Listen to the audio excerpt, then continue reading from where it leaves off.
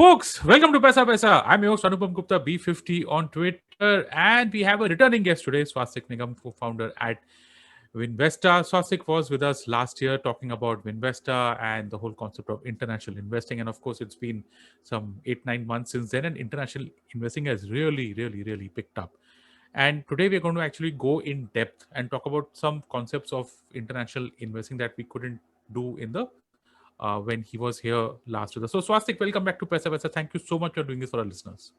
Thank you very much. It's always a pleasure, speaking to you and being again on this podcast. Thanks, Swastik. So, folks, we had done a small room in Clubhouse. For those of you that don't know, Clubhouse is a drop-in audio app which is currently limited to iOS devices. And we had a very good session, very good room as it's called out. And so I want to actually now go into real more depth into what we spoke out there. Had a lot of questions. A lot of people were asking a lot of stuff. So I was like, let's start with the trends, because since you were here last and since today it's been a long time, a lot has happened since then in international investing. I'm sure that you would have seen that traction also happened on Winvesta. And I think when we were talking at that point of time, we were probably looking at people investing in the obvious things, maybe an Apple, maybe a Tesla, maybe a Nasdaq 100 fund or an ETF or something sitting here in India. But a lot has happened. So let's just give our listeners that context, that background as to what we're talking about. What have been the trends that you've been seeing? Yeah, no, and that's actually quite right. We were originally expecting that people are just going to stick to the FANG stocks, right? And especially because we've got such a large, user behavior with respect to them. We're large consumers of these. But to much of our surprise, and we started off with far fewer securities. We started with 120, 130 securities, but our clients kept coming back to us and saying, hey, can you add new and new securities that they wanted to invest in? And we said, okay, let's just open the entire universe up, right, as much as we can. So now we've got over 3,000 securities, and that's so how easy or difficult is it for you to add to your list of what you offer to your clients? How easy or difficult is that? It's actually not too difficult. It's just a function of being a bit careful that we're not adding, say, penny stocks, right? By default, our executing broker on the exchange has got a certain set of criteria. It must have at least $1 billion in terms of market cap. It must have a certain amount of history. So those are some sort of singular criteria. The other thing is that very low price stocks also are something that we tend to avoid due to certain costing issues and the cost might not be that supportive to end customers in that form. But that's just the key way in which we have this. So it's not too difficult. And of course, what does come into a little bit of the crosshairs of not being able to do very quickly are sometimes SPACs, because they're very young, right? They almost just have come on and not exactly like an IPO. So we're going to talk about that, but let's go back to the trend. Sorry, I just kind of interrupted you there because, to me, it was just very interesting that as a platform, you started with X and now you're at what? I mean, what are the numbers that we're talking about here? Exactly, like 30x, right, in terms of number of securities. So and the interest of people is still alive. People are actually asking you to add on more stuff, I guess. Absolutely. And, just like last week, we had another 300 securities, for example, right? And this is what? Stocks, ETFs, everything? Absolutely, sir. So we got about almost 2,500 sort of stocks and about 900 ETFs. Anything on the regions? Is this like US, or is it actually people are saying, okay, let's probably look at LATAM, EMEA, Southeast, anything on that? Yeah, no, absolutely. It's just also about different kinds of sectors. People are looking at, in fact, geographical diversification is becoming increasingly requested. Again, people think that US valuations are very toppy right now, whereas you've got significant discount to traditional metrics with respect to many other geographies.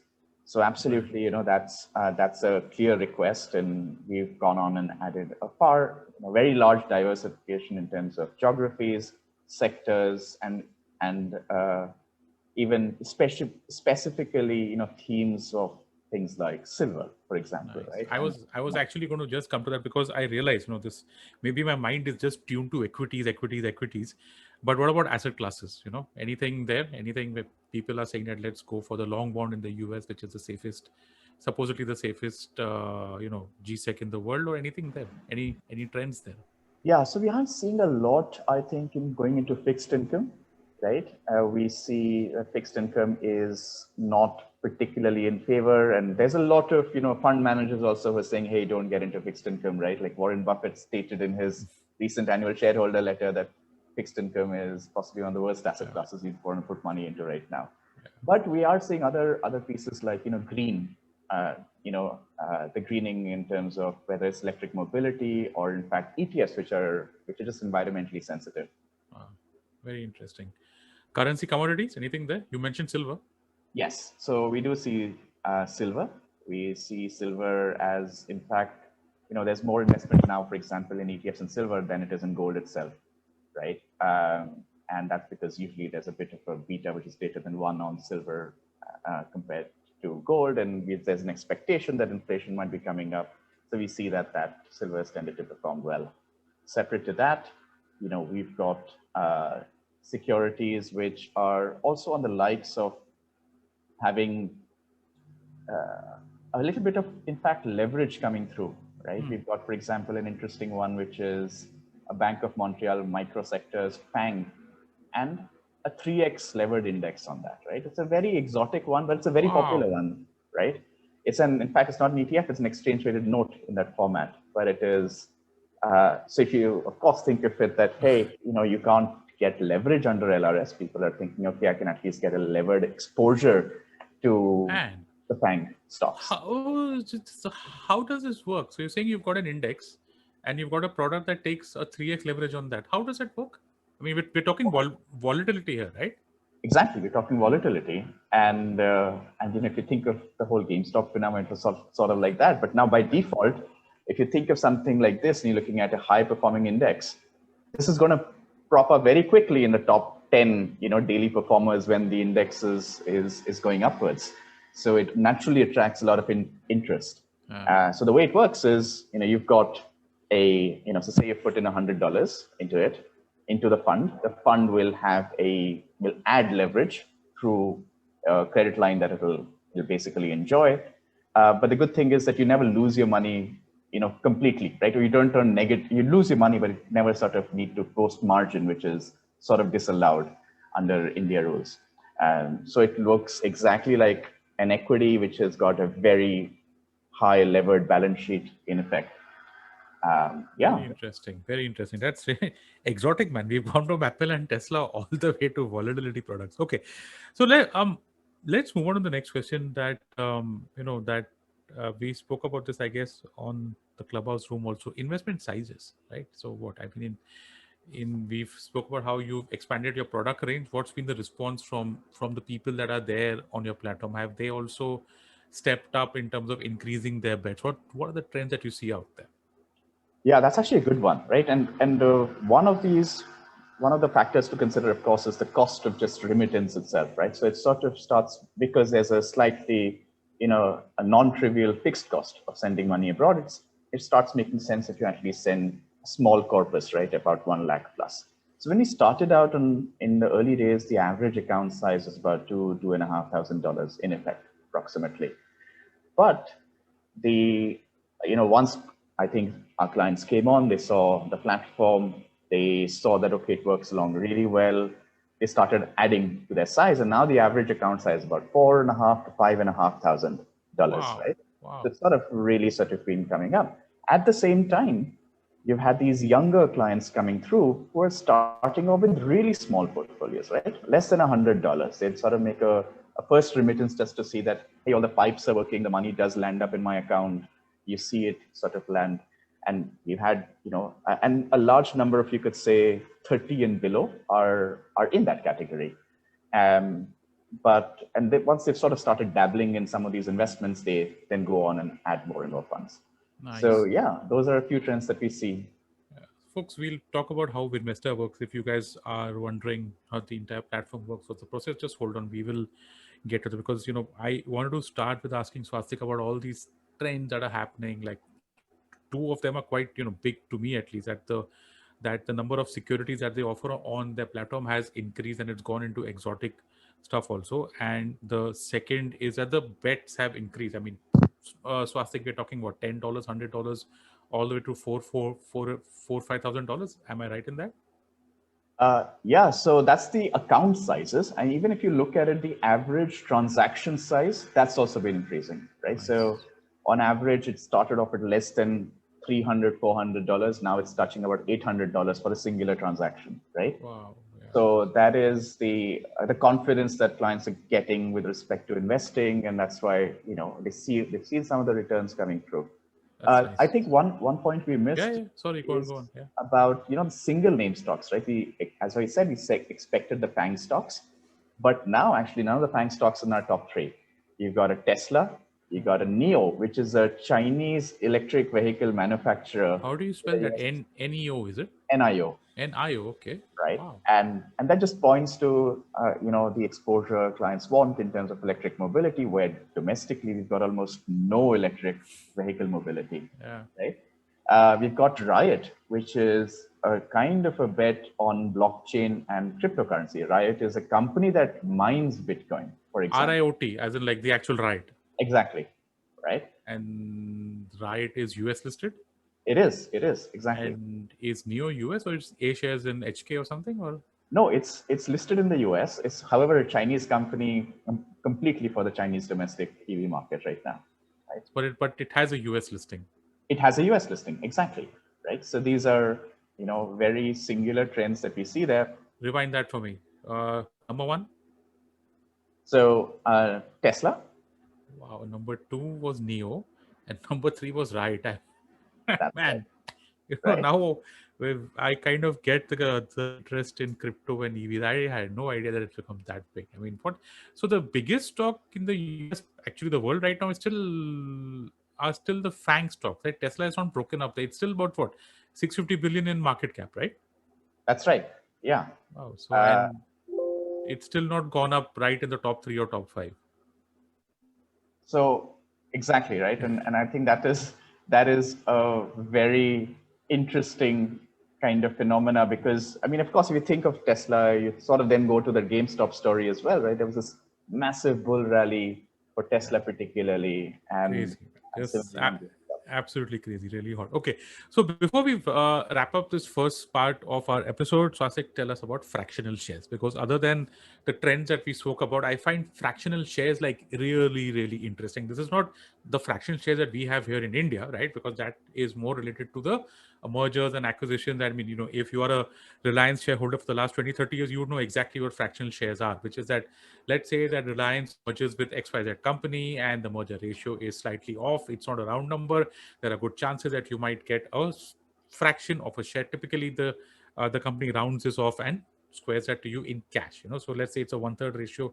It's 33.333. They'll give you 33 shares in cash, and point 0.3 would, sorry, 33 shares in your Demat, and point 0.3 would be in cash. That's the fractional shares that we know out here in India, right? The more traditional thing.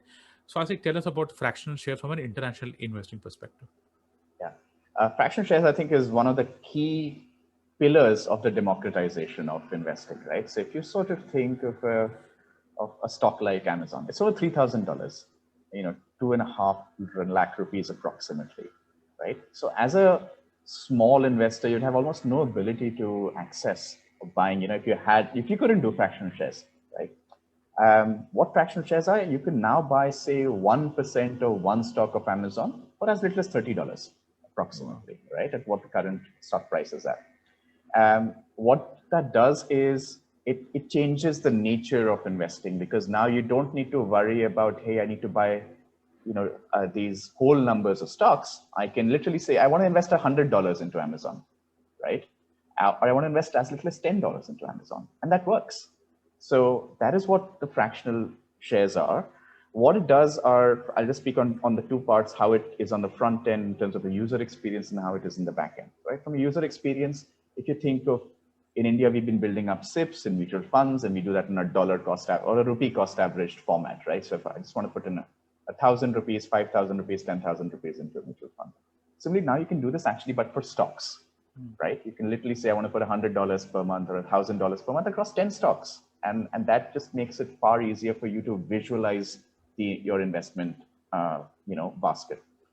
From a backend point of view, right? The backend point of view is that you do get, in fact, what's called as the national best bid offer for that price.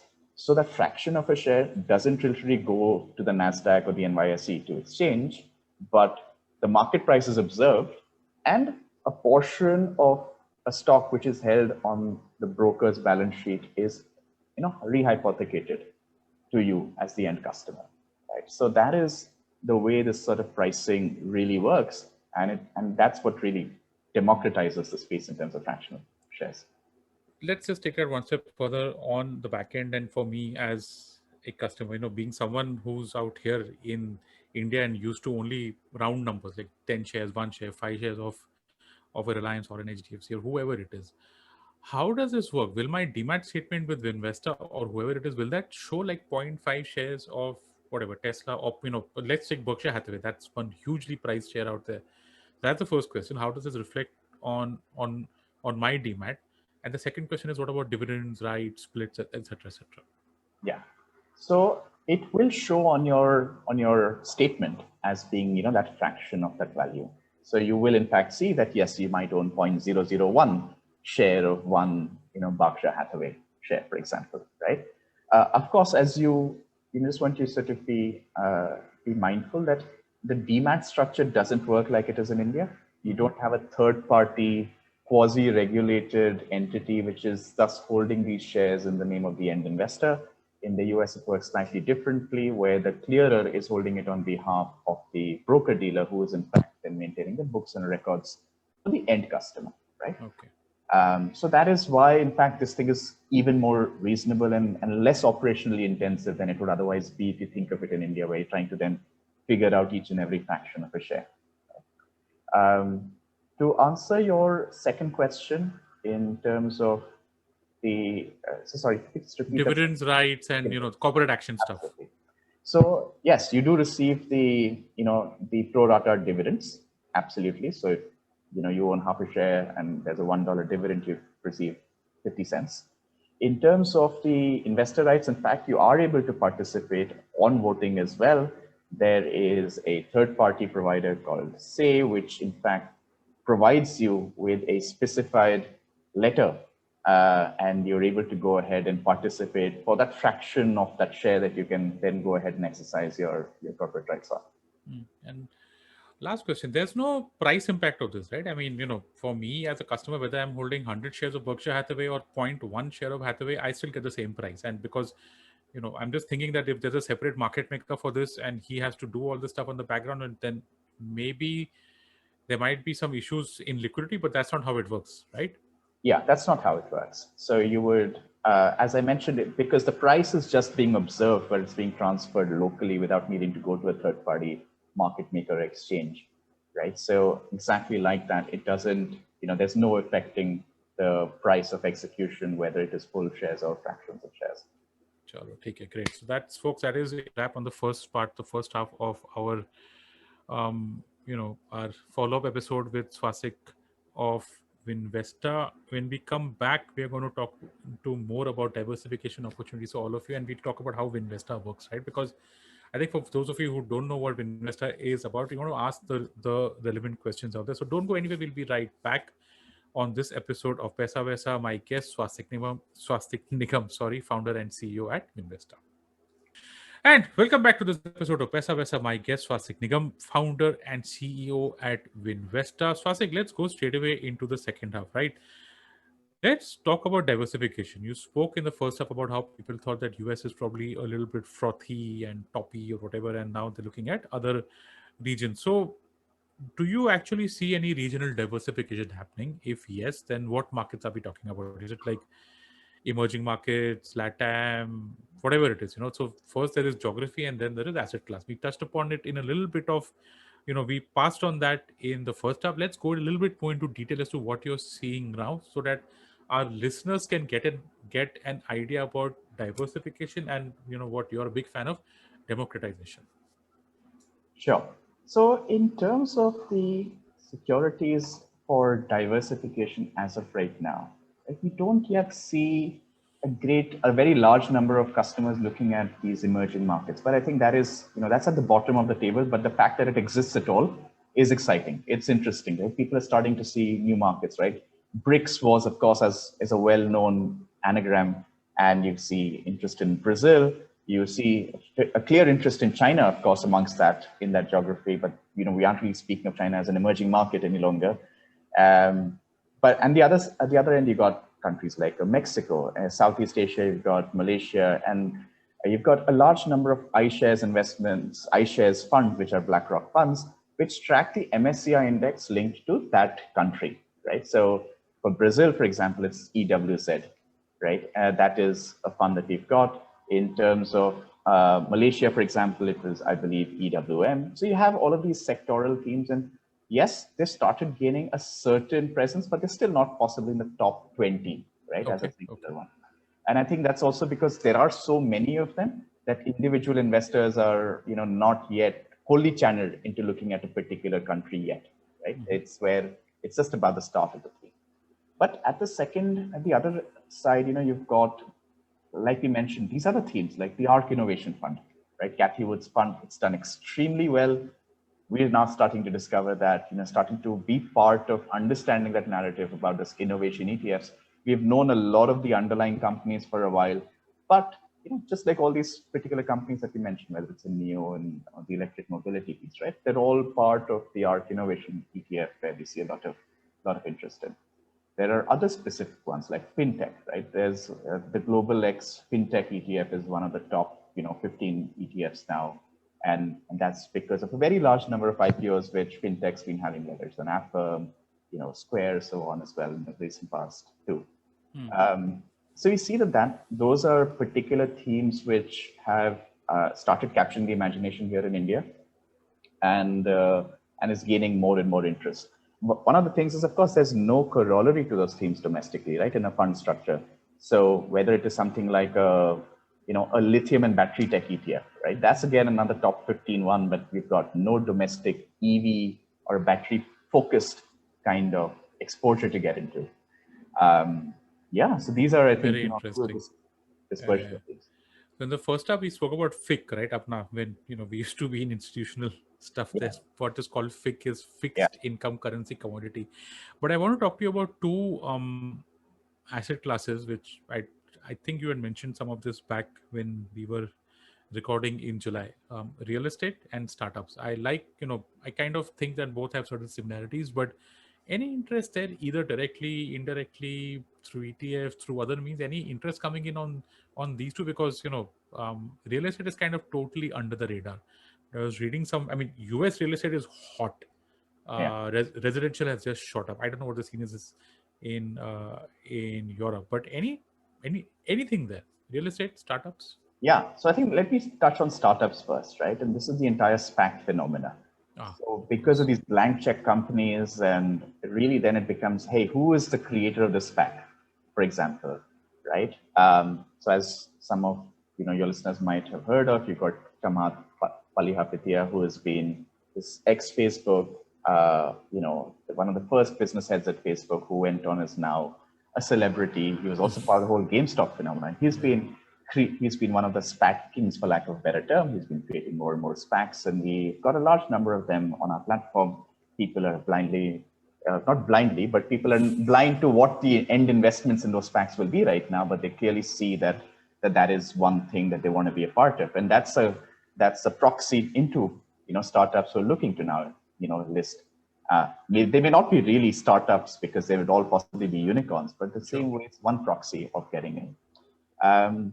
The other part, I think, is just before I get into the real estate part, just touching on the startups, we see a great amount of interest for companies that are IPOing just as soon as they IPO, right? So whether it was a Palantir, which then IPO'd, it was an Affirm, it was an Airbnb, people were in fact sending and remitting money so that they could participate in the listing as soon as it happened. Wow. So you're saying, okay, because they can't participate in the IPO, you're saying directly. Exactly. Because they can't participate in the IPO, but these are still in our imagination startups, right? If you think of an Airbnb, it was like a startup still, right? We had a large gaming company that went that IPO'd about a week and a half ago called Roblox, and there was sort of interest into a Roblox as well. The Korean one, I think. Yeah. No, this is one is still the US. Okay, It's a okay, platform a bit like an Android or like a Play Store and App Store, but just for gamers and for user sure. and for gaming and for gaming users. But so I think that is a clear phenomena that we see. Hmm. We cover, in fact, at Winvesta our daily newsletter, which often covers the IPOing company that day itself, right? And so we see that this interest is quite heavily correlated with readers reading about it. It's a form of them to discover, Yeah. some are very, very clearly following the US startup scene and some are not. So we see that that's one particular route. Okay. And On the real estate, right? yeah, just hold, Sorry. just hold. I mean, Palantir, of course, you had said. I just want, just one last bit on the SPACs part. You do have a few of them listed, right? That's right. Okay. And for us sitting here, when you invest in a SPAC, it's just as good as investing in a stock, right? Exactly. So the underlying vehicle is of no relevance to me. So it's like I'm just buying a stock, and whatever happens, happens. Yeah. You're probably buying what is going to become a basket of stocks because a Ah, SPAC will be created yeah, to acquire a set of companies with a particular theme. So, like, there was a SPAC, in fact, last week as well for Virgin Galactic, right? right. So, yeah, so, that it's possible that there'll be one major company in it, but the idea is that there will be a bit of a But the split. way, I mean, the only basis of the only logic that you're buying it is who is setting it up. Like if it's a chamat, then of course you're just like blindly going to buy it or stuff like that. Okay, chalo. Yeah. Let's go to real estate and then let's move on to the remaining part of a podcast. What about real estate? Yeah, so I think on real estate, we aren't seeing as yet as much traction in terms of REITs and so on. And I think the real phenomena is not got to do with people are actively looking to buy real estate, but just because some of these other sectors are performing Ah, so well, right? yeah, yeah, And REITs are a high dividend kind of security, right? yeah, And yeah. and right now people are not really yet in a space where there's growth is far greater than value in terms of interest right now. And more stimulus the US keeps on adding, the more you'd say distant old value sort of tends to go away. Let's hope this time around it's not going to be mortgage-backed securities. Okay, now let's get into Winvesta. For our listeners who don't know about it, walk us through step by step processes, costs, front end, back end, etc. Everything. Sure. So process is, Winvesta, we've sort of right now mobile first product, right? You would download Winvesta in the Play Store or the App Store, and you would literally go through the whole onboarding on your mobile phone. You need a proof of ID, a proof of residence, which would be your PAN card, Aadhaar card, and we take a live video as well. This is for biometric security to align with global anti-money laundering requirements, ensuring that we are capturing the customer's data as it should be, right? And to protect our clients particularly. And you have to go through a necessary SEC disclosure, which is the details of your investments and why you're making it, what the source, etc., of your income is.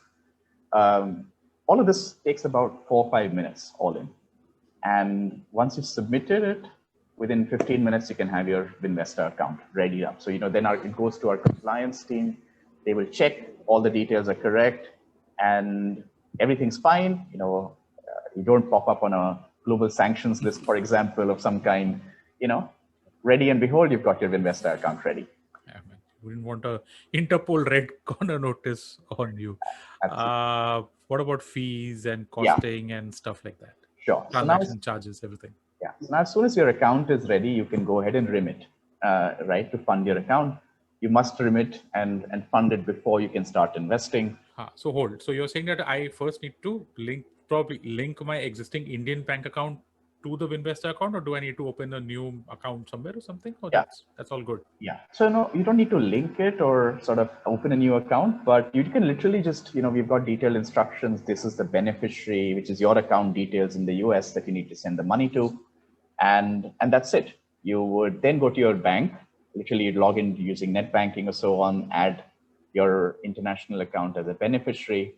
Not all banks yet have made it digital, but a very large number have, and most of the popular ones have. So whether it's an ICICI, an HDFC, a Kotak, for example, IDFC First, most of these sort of big ones have now made it digital.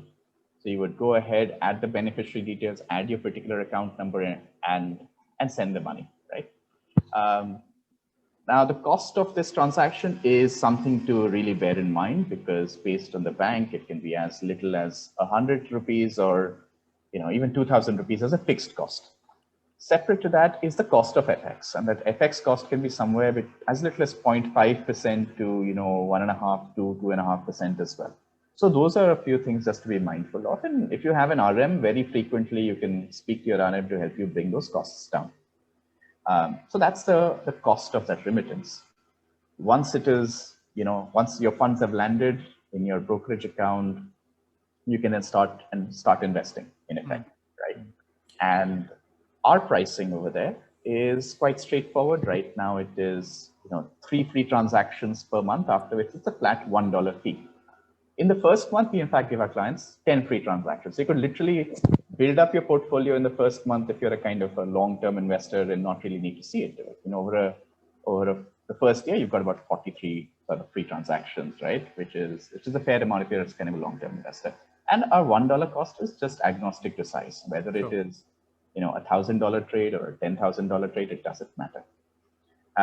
So that's the costs of investing.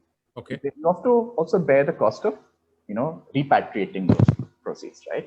And at Winvesta, that's a fixed $10 cost in terms of the cost of remittance. And then of course your bank in India may charge you a FX cost, right? In terms of converting the dollars to rupees back.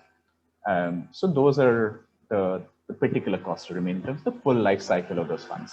Sure. What about Demat? Because in my Demat here in India, would I be seeing an Apple or a Tesla right next to my Reliance and TCS, or is that not going to happen? Yeah, no. So like I mentioned, because the custodian of these assets is different, so it stays like in the US, but so you wouldn't see it like in a singular Demat account altogether, because that's a very different structure than what you've got in India, because your NSDS, CDSL kind of structures, right? So that is still something which is based on two different regulatory authorities and the way they sort of work. Okay, but for me, I'm dealing with you and that's it. It's like Winvesta has my stuff and that's okay. So do you guys offer any research or any support to help me make my decisions, or how does that work? Yeah. So we are a broker, right? And in that we don't offer advice, because advisory, as you know, we've got our own India regulations of SEBI IA, and that's the one that must be providing advice, even including on overseas investments. What we do offer is a few tools, right? And these tools actually we see more and more clients really liking. We provide you third-party analyst ratings, for example, right? Using the third-party analyst ratings, you will be able to see how many analysts are covering this particular stock, right? What percentage of them have got a buy, sell, and hold rating, for example, right? So that is one particular tool that we have. We have integrated news. So with each stock, you'll sort of see what is most recent news linked to that, and you're able to do a little bit more due diligence on it. We've got a watch list, which sort of, is as a default that we provide, so that, you can at least have somewhere to start. Yeah. To that, in fact, we're also now in the midst of creating other tools which are slightly more technical trading as well, but not particularly in-app, because in-app experiences aren't that exciting. So which is in fact on the web, where you can go ahead, sort of do your analytics, and then just come in and execute on platform. Okay. So yeah. So just one related question to this is, how does the dollar pricing work out here on buying, selling, buying, whatever? I mean, is that something that could be a concern for me, or is it what the bank offers and that's it? That's just about it, or how does that work? So you mean to say when you convert the money from? Yes.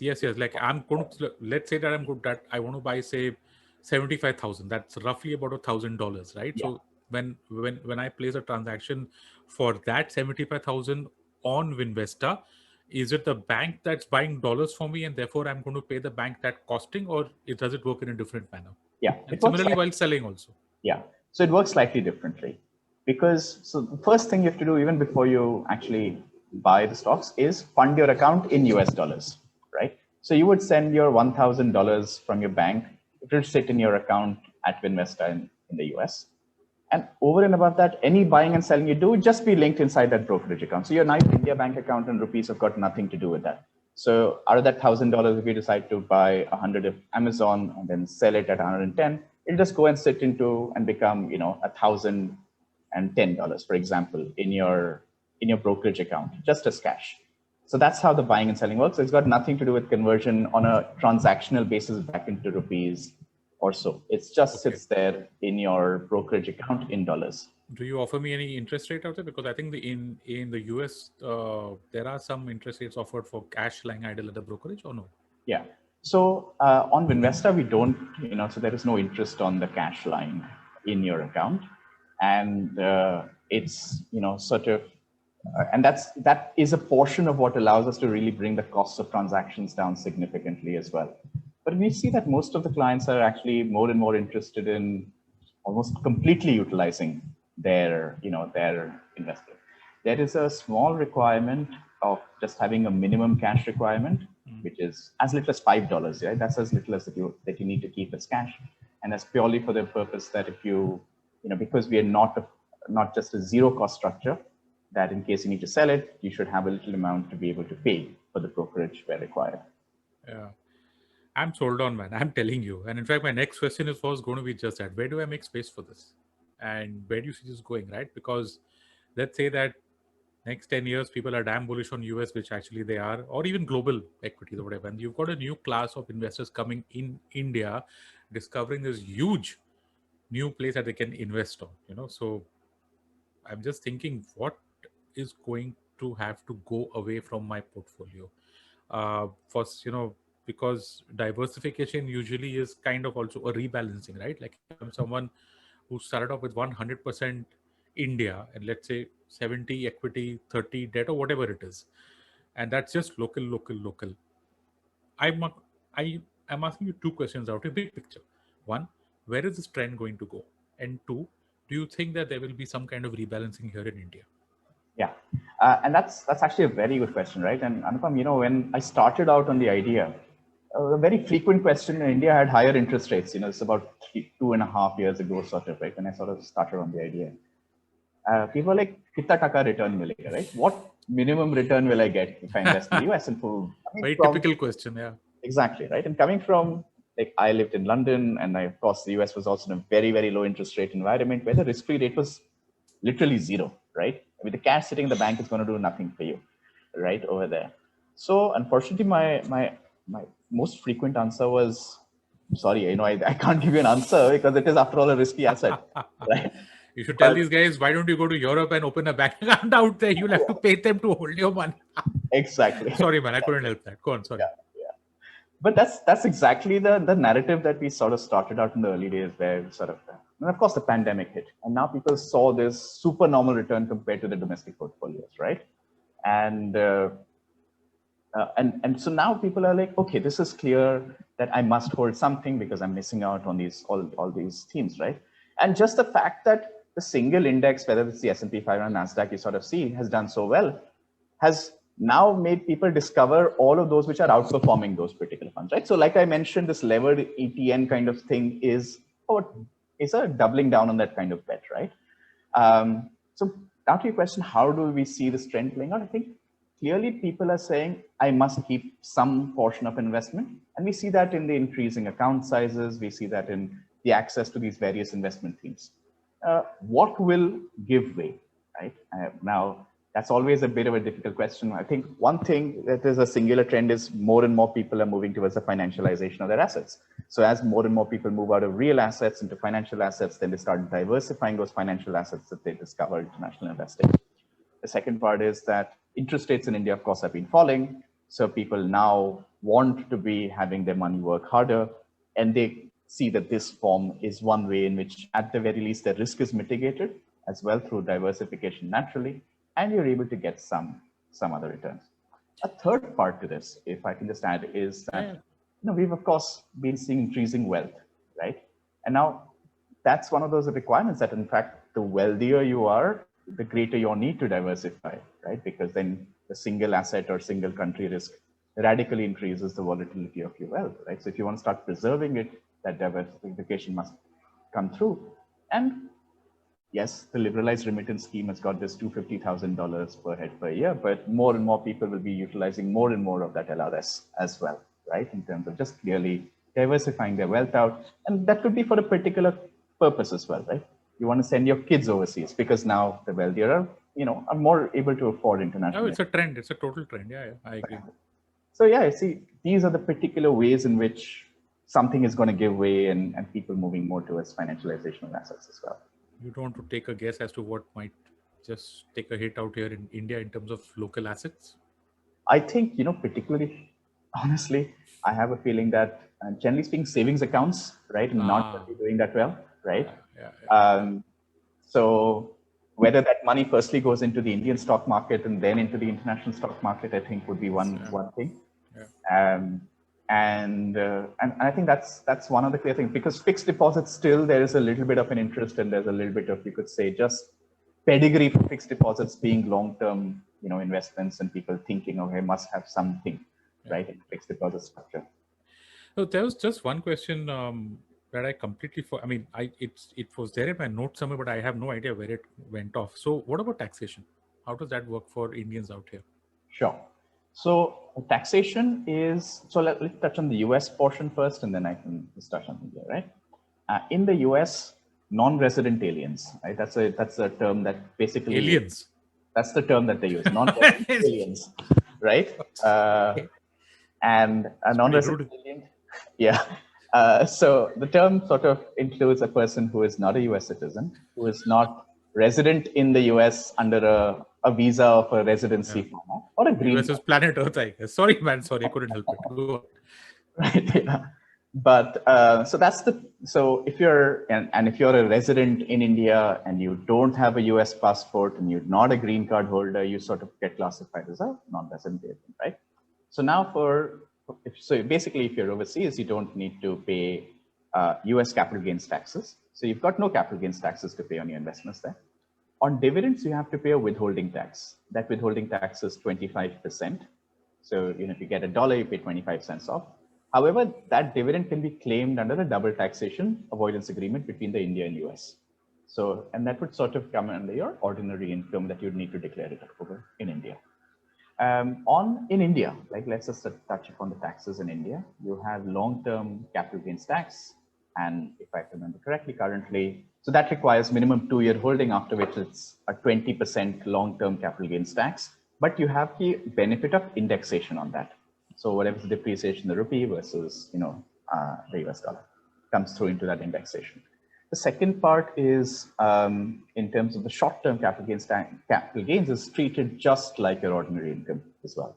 So those are, in fact, I sometimes think that the overseas investing theme is far simpler to understand than it is, a lot of the various schemes in India that you'd have for Yes, taxation. I can't understand that honestly. There is just this infographic of this, that, and asset, and don't get me started on that. But hey, Swastik, thanks a lot. Yeah, thanks for doing this for our listeners, folks. That's a wrap on this episode of Paisa Vaisa. My guest, Swastik Nigam, founder and CEO at Winvesta. That's what the app is called. WINVESTA Winvesta. Swastik, it's on Android and Apple, right? That's right. Okay, go ahead, check it out, download it. You can go on the website. You can reach out. Swastik, how can our listeners reach out to you? What's the best way? Yeah. So, if you're on Twitter, my DMs are open. In fact, you want to write into me, it's swastik@winvesta.in. And, if you prefer LinkedIn, you can just add me on LinkedIn. Any of the ways work. Sure. And maybe we can bump into some listeners on our next clubhouse group. So, folks, that is a wrap on this episode of Paisa Vaisa. My guest, Swastik Nigam, founder and CEO at Winvesta. Swastik, thank you so much for doing this for our listeners. Thank you. It's always a pleasure, Anupam, and thank you once again.